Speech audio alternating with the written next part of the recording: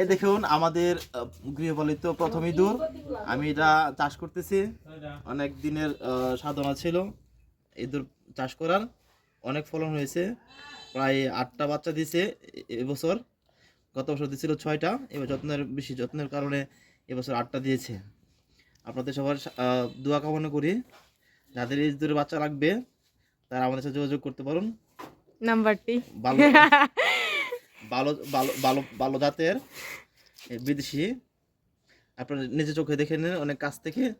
একটু জুম করে দেখো তো, দেখাও।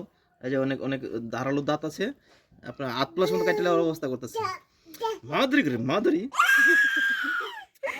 লগে আবার পিছন দামনের জুর দিছে। এটা মানে মাছ দিন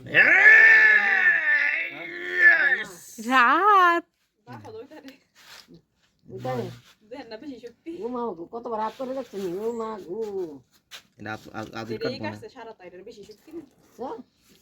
খাও লিদা দেখ কটা হচ্ছে। গন্ধ করতেছে ইউনিতে ছাপুর সাথে মানুষ না করে দাও কথা নেই। ফাওড়া কাট। এই না বাবা একটু একটু আঙ্গুল তোরা তো যাই কামড় দিতে কিন্তু গালি জায়গা সুটটা দেখেন নে।